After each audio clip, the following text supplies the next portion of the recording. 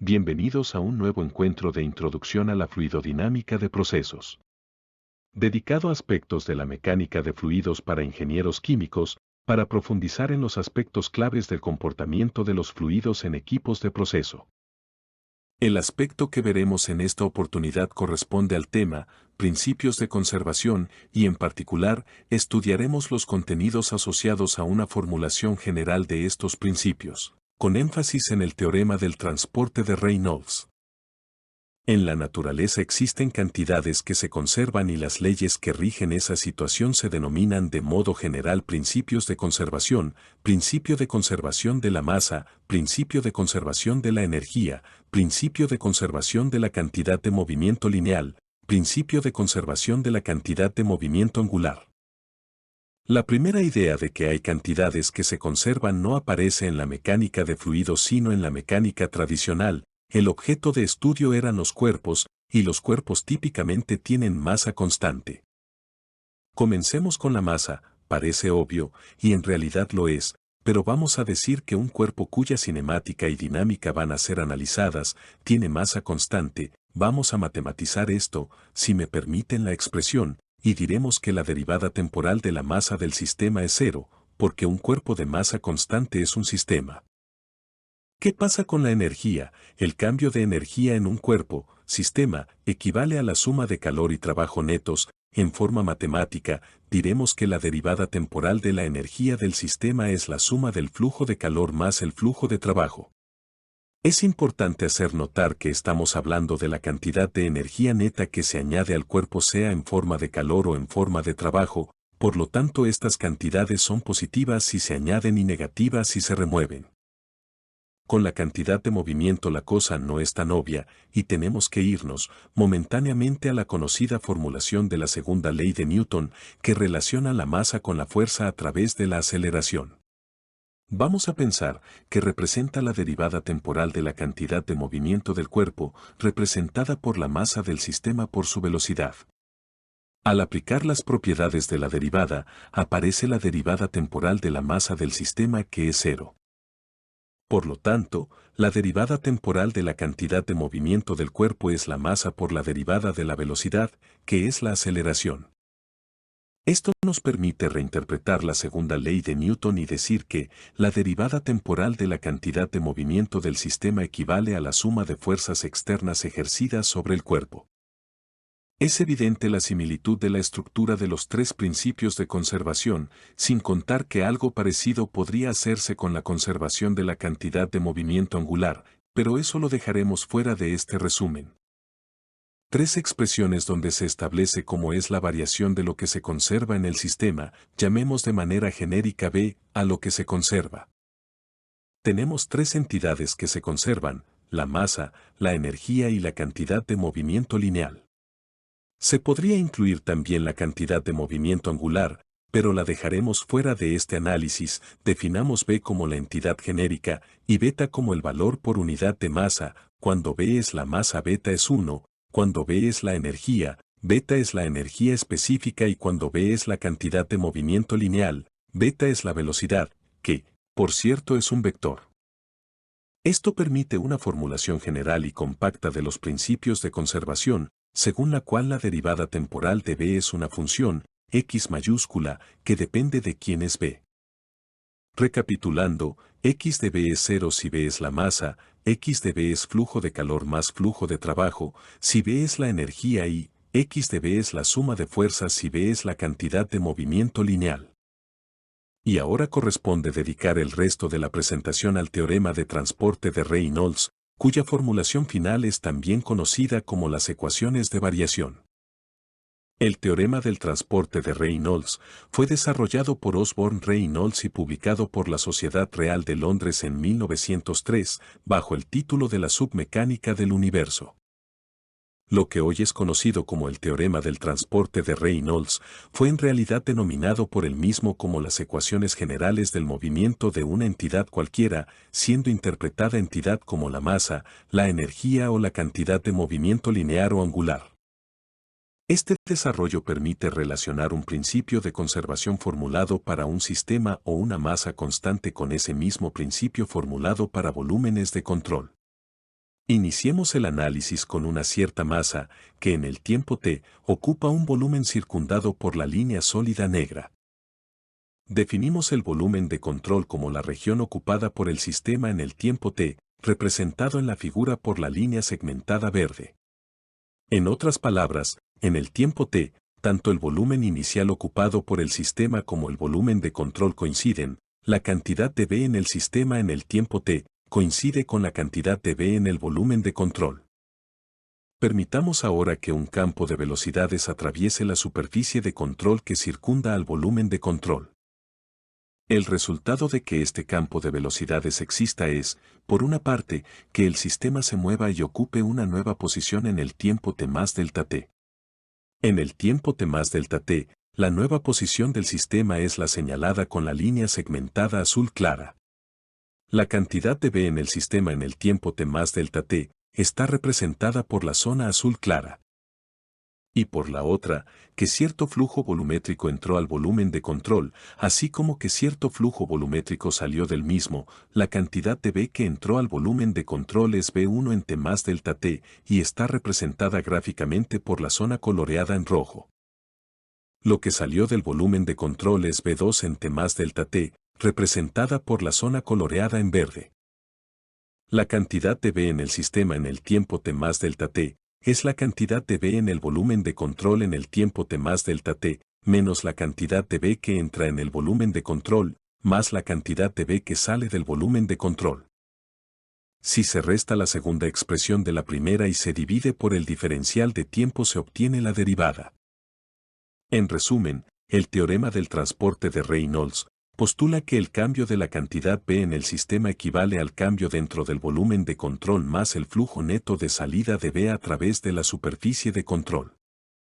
Ya vimos al principio de esta presentación que en la formulación general que venimos usando, la variación de V en el sistema, que denominamos X de V, es cero si V es la masa, es flujo de calor más flujo de trabajo, si V es la energía y es la sumatoria de fuerzas, si V es la cantidad de movimiento lineal. Regresemos al cálculo que hicimos del flujo volumétrico del fluido. Por la convención de signos asociada a la orientación del vector normal a la superficie, este flujo es positivo si el ángulo θ es menor de 90 grados, es decir, cuando el flujo sale, mientras que el flujo es negativo si el ángulo θ es mayor de 90 grados, es decir, cuando el flujo entra. Al aplicar esta definición de la variable genérica, V, el flujo de V equivale a multiplicar ρ por beta por el flujo volumétrico. Cuando se examinan las ecuaciones ya vistas a la luz de esta definición, se pueden determinar cuáles valores de beta deben usarse cuando la variable genérica sea sustituida por volumen, masa, energía o cantidad de movimiento. De este modo se obtiene que, si beta es el volumen específico, el flujo que se obtiene es el flujo volumétrico; si beta es 1, el flujo que se obtiene es el flujo másico; si beta es la energía específica, el flujo que se obtiene es el flujo de energía; y si beta es la velocidad, el flujo que se obtiene es el flujo de cantidad de movimiento lineal. Aquí podemos ver los términos del teorema del transporte de Reynolds, la acumulación de V en el volumen de control, el flujo neto de salida de V a través de la superficie de control y la variación de V en el sistema. Esto resulta en una ecuación cuyo lado izquierdo representa la acumulación de la entidad V dentro del volumen de control, pero también el flujo neto de salida de la entidad V a través de la superficie de control, mientras que el lado derecho es la variación de la entidad V en el sistema. ¿Pero qué significa esta función? Inteligente pregunta. Como vimos en el desarrollo, este término proviene de la formulación para sistemas y es la variación de la entidad V dentro del sistema, vale 0 si V es la masa, vale el flujo neto de entrada de calor y de trabajo, si V es la energía, y vale la suma de las fuerzas externas, si V es la cantidad de movimiento lineal. Pero siguiendo la descripción de Reynolds, se interpreta mejor como aparición de V, o entrada de V por vías distintas al flujo convectivo. En otras palabras, la masa total no aparece dentro del volumen de control, por lo tanto el flujo no convectivo de masa es cero. La energía se añade al volumen de control como flujo neto de calor o como potencia neta, que entran o salen del volumen de control aunque no entre ni salga masa. En consecuencia, el flujo no convectivo de energía es flujo de calor más flujo de trabajo. Finalmente, la cantidad de movimiento lineal se agrega al volumen de control por la acción de fuerzas de masa, como la gravitacional o la centrífuga, o por la acción de fuerzas de superficie como las asociadas a la presión o a la fricción. Por lo tanto, el flujo no convectivo de cantidad de movimiento es la suma de las fuerzas externas. En resumen, el teorema del transporte de Reynolds permite una visión unificada y compacta de los tres principios de conservación más relevantes en la ingeniería química y de procesos. La acumulación de B en el volumen de control más el flujo convectivo neto de salida de B equivale al flujo de B por medios no convectivos. La acumulación de la masa en el volumen de control más el flujo neto convectivo de salida de masa es igual a cero.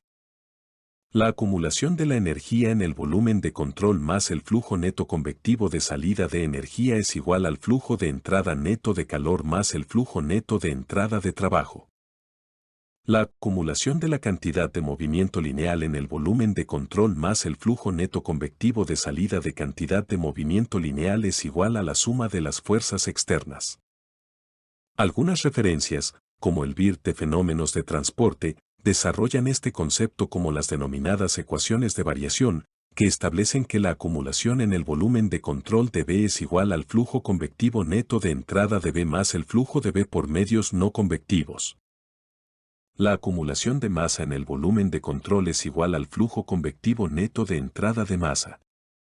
La acumulación de energía en el volumen de control es igual al flujo convectivo neto de entrada de energía más el flujo neto de entrada de calor y trabajo.